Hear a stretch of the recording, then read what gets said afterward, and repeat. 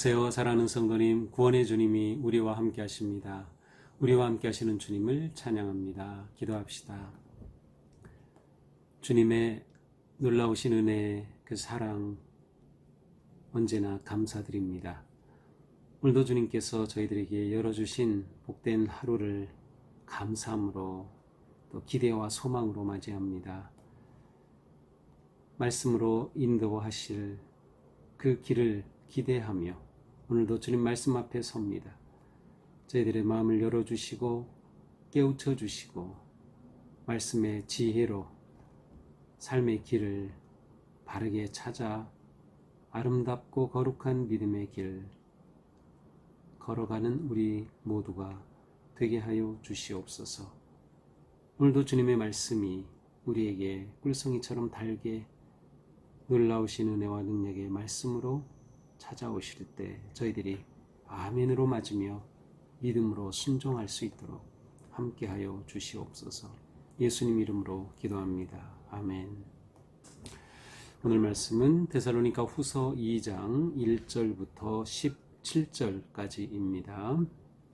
형제들아, 우리가 너희에게 구하는 것은 우리 주 예수 그리스도의 강림하심과 우리가 그 앞에 모임에 관하여 영으로나 또는 말로나 또는 우리에게서 받았다 하는 편지로나 주의 날이 이르렀다고 해서 쉽게 마음이 흔들리거나 두려워하거나 하지 말아야 한다는 것이라.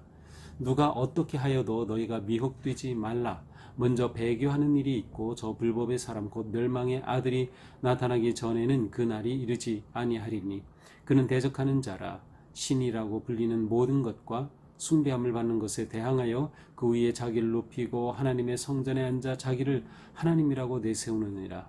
내가 너희와 함께 있을 때에 이 일을 너희에게 말한 것을 기억하지 못하느냐. 너희는 지금 그러하여금 그의 때에 나타나게 하려 하여 막는 것이 있는 것을 아나니 불법의 비밀이 이미 활동하였으나 지금은 그것을 막는 자가 있어 그 중에서 옮겨질 때까지 하리라.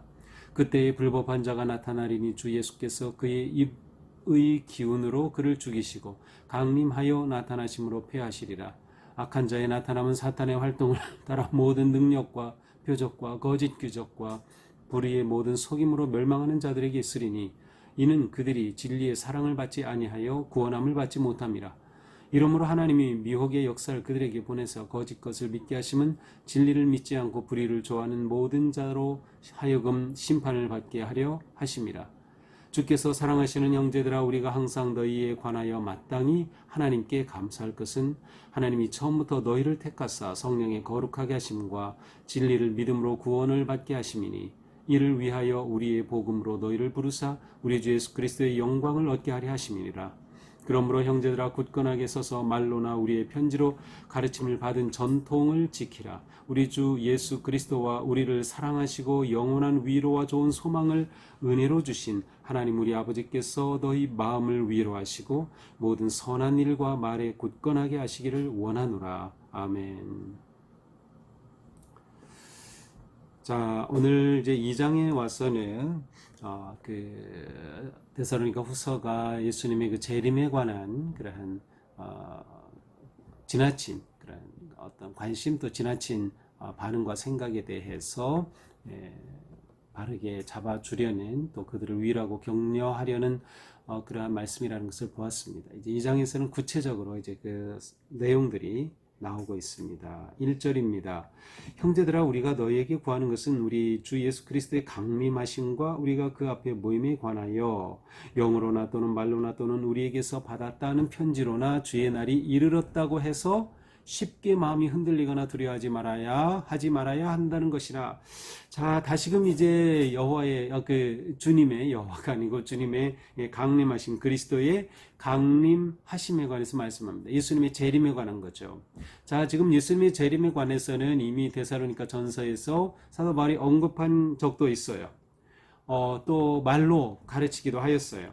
그런데 지금 이렇게 강림하심에 관한 데살로니가 성도들의 그 어떤 잘못된 그런 모습들이 나타나기 시작하는 거죠. 그것은 그들이 믿음이 흔들리기도 하고 또 예수님의 재림하심 앞에 두려워하는 마음도 갖게 되는 이러한 것들이에요. 그래서 이것에 대해서 이제 바르게 가르치려고 하는 것이죠. 그래서 여기서 말하죠. 영으로 말로 혹은 편지로 너희가 주의 날이 이르렀다고 하는 말을 그러한 받았다고 해서, 근데 이제 여기에서의 그 문법적인 표현은 과거입니다. 주의 날이 이미 이르렀다는 거예요. 이미 왔어, 주의 날이 이미 왔어 라고 하는 그러한 거짓된 생각, 또 그러한 거짓된 가르침에 사로잡혀서 안 된다는 것이에요. 이렇게 되면 쉽게 마음이 흔들리고 두려워하게 되죠. 그러므로 여러분은 그러한 잘못된 가르침에 따라서 두려워하거나 흔들리면 안 됩니다 라고 말하는 것이에요. 흔들린다는 것은 불안정한 상태를 말하죠. 신앙생활이 불안정해지는 겁니다. 자, 이것은 예수 그리스도의 재림에 대한 오해 때문에 오는 것이에요. 그때가 언제냐, 시기에 관해서도 그렇고 어떤 일이 일어날 거냐, 이런 것들에 관한 오해가 있었던 거죠. 그러므로 3절에 말씀하죠. 누가 어떻게 하여도 너희가 미혹되지 말라. 누가 어떻게 해도 너희가 미혹되지 말라. 이러한 때일수록 거짓 선지자들이 나타나서 헛된 말로 미혹하기 마련이죠. 온갖 사이비 이단들이 바로 이러한 때를 틈타죠. 이러한 거짓에 미혹되지 말아라. 자, 그러면 이 주님의 다시 오심 재림은 언제 일어나나요? 딱 시간을 말하는 것이 아니라 주님의 오심이 있기 전에 어떠한 일들이 있겠다는 것이에요. 주의 날, 주님의 날, 재림의 날이 이르기 전에 어떤 일들이 나타날 것이다. 그것이 무엇입니까? 3절에 보니까 배교하는 일이 나타날 것이다. 또 멸망의 아들이 나타나기 전에는 그날이 이르지 아니하리라. 멸망의 아들이 나타날 것이다. 이제 이런 것들을 보면 그날이 가까웠다는 것을 알 수 있게 되는 것이죠. 자, 그런데 4절에 보니까 그는 대적하는 자라. 여기서 주님의 재림 전에 나타나는 그러한 현상 가운데 배교하는 일, 복음을 버리고 믿음을 저버리는 일들이 많이 일어날 뿐만 아니라 대적하는 자가 나타나게 돼요. 그 대적하는 자는 어떤 자입니까? 신이라고 불려요. 사실은 사람인데 신이라고 불리고 모든 것과 숭배함을 받는 것에 대해 자기를 높이고 스스로가 교만해져서 자기가 신이라고 주장하는 것이죠. 그래서 심지어 하나님의 성전에 앉아 자기를 하나님이라고 내세우는, 내가 신이다라고 내세우는 자라는 거죠. 보통 이 대적하는 자는 가장 많이는 이제 로마 제국의 황제를 지칭하는 것이다. 보통 그렇게 많이 보았어요. 또 어떤 경우는 이제 로마 아니면 어떤 그 정부, 어떤 권력기관을 이제 말하기도 합니다. 어쨌든 이렇게 스스로 신이라고 하고 내가 하나님이라고 하는 거짓 적 그리스도가 나타나는 것이에요. 적 그리스도. 실제로 이제 데살로니가 지역에서는 아우구스투스 황제를 숭배하는 그런 신전이 아주 멋있게 세워진 그러한 곳이었어요. 그래서 곳곳에 황제 숭배가 만연하는 그러한 때였죠. 5절입니다. 내가 너희와 함께 있을 때 이 일을 너에게 말한 것을 기억하지 못하느냐? 데살로니가 성도들에게 말로써 그들에게 이미 가르쳤던 내용이라는 거죠. 6절. 너희는 지금 그로 하여금 그의 때에 나타나게 하려 하여 막는 것이 있는 것을 아나니. 자, 지금 우리가 알아야 할 것은 이 주님이 다시 오시기 전에 그때가 오기 전에 그때를 지금 이렇게 딱 잡고 계시는 그러한 분이 있다는 것이에요. 7절에 보니까 불법의 비밀이 이미 활동하였으나 지금은 그것을 막는 자가 있어서, 막는 자는 여기서 보통 이제 하나님으로 봅니다. 하나님께서 컨트롤하고 계시다는 거예요. 하나님께서 주님의 재림의 때 그 모든 것들을 하나님이 주장하고 계시지, 거짓 사람들이 나타나서 이미 왔다, 그러니 우리 이렇게 해야 된다, 이런 것 거기에 현혹되지 말고 그것에 넘어가지 말라라고 하는 것이에요. 하나님께서 딱 지키고 계시다. 지금 모든 것은 하나님의 주권 아래에 있다. 하나님이 컨트롤하고 계시다라는 거죠. 그러니 하나님을 믿는 우리는 안전한 겁니다. 보호받는 겁니다. 두려워할 게 없는 거죠. 또한 그때가 되면 어떻게 됩니까? 8절 불법한 자가 나타나리니 주 예수께서 그 입의 기운으로 그를 죽이시고 강림하여 나타나심으로 표하시리라. 자, 불법한 자들이 나타나요. 8절에서는 악한 자라고 또 돼 있어요. 악한 자가 나타납니다. 여기서 불법한 자, 악한 자는 영적으로 배교하고 믿음을 저버린 자들이에요.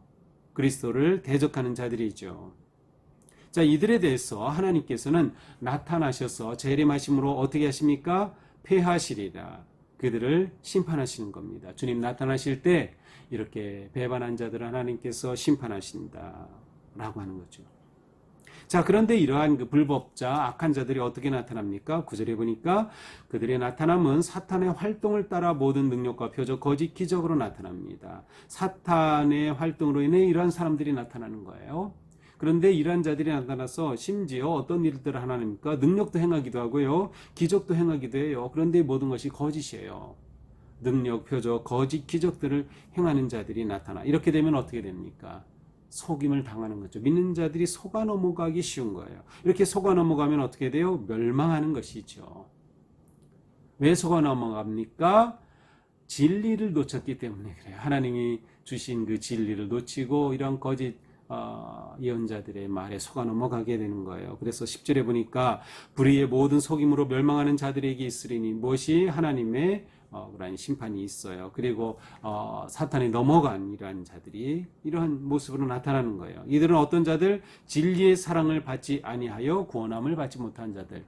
진리의 사랑을 받지 아니하여 더 정확히 말하면 진리를 사랑하지 아니함으로 예수 그리스도의 복음의 진리, 하나님께서 우리를 구원하시고 사랑하여 주신 이 진리를 사랑하지 아니함으로 진리를 떠났기 때문에 결국 사탄에 의해서 그들은 멸망의 길로 가게 되는 것이다. 이들은 모두 미혹된 자들이죠. 그러므로 11절에 말씀합니다. 이러므로 하나님이 미혹의 역사를 그들에게 보내사 거짓 것을 믿게 하시면, 자, 이것도 역시 하나님께서 모든 것을 지금 통치하고 계심을 보여주는 거예요. 이렇게 하나님이 딱 잡고 계시다가 때가 되어서 하나님 주님이 다시 오시면 그때 이런 모든 것들을 심판하시고 바로 잡으신다. 그런데 이러한 일들이 일어나게 하시는 것은 뭐예요? 미혹의 역사가 일어나게. 그래서 사람들이 미혹되고 배반하고 떠나게 되게 하는 것은 바로 진리를 믿지 않고 불의를 좋아하는 모든 자를 심판하시기 위한 것이다 라고 말씀합니다. 자, 이제 13절에서 17절은 이제 그들에게 주는 또 다른 권고의 말씀이에요. 그러므로 어떻게?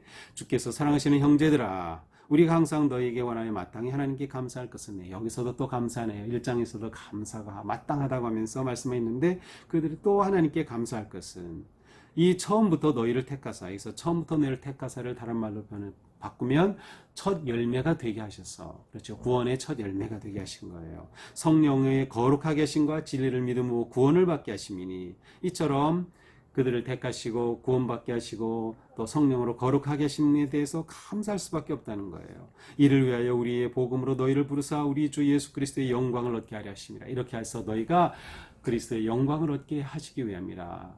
주님이 다시 오실 때 여러분은 영광을 얻게 되는 것입니다 라고 말씀하는 거예요. 여기에 보면 은총의 모든 단계가 나와 있어요. 첫째, 선제적 은총이 있습니다. 그렇죠? 처음부터 너희를 택하사, 처음부터, 아직 태어나기도 전에 처음부터 하나님의 은혜가, 선제적 은총, 믿음으로 구원을 받게 하시니 의롭게 하시는 은총, 칭의의 은혜, 성령으로 거룩하게 하시니 성화의 은혜, 성화의 은총, 마지막 그리스도의 영광을 얻게 하시니 영화의 은총, 예수 그리스도의 재림의 때에 영화의 은혜가, 이처럼 놀라운 은혜의 삶이 있음을 이들에게 말씀하고 계신 거예요. 그러니 이 거짓된 가르침에 넘어가지 말고 이 마지막 때를 믿음으로 인내하며 지켜야 한다. 그러므로 형제들아 굳건하게 서서 말로나 우리의 편지로 가르침을 받은 전통을 지키라. 그러므로 흔들림 없이 굳게 서서 전통을 잘 지켜야 한다. 이 말씀을 지키라는 뜻입니다. 10절, 17절은 이들을 또 축복하죠.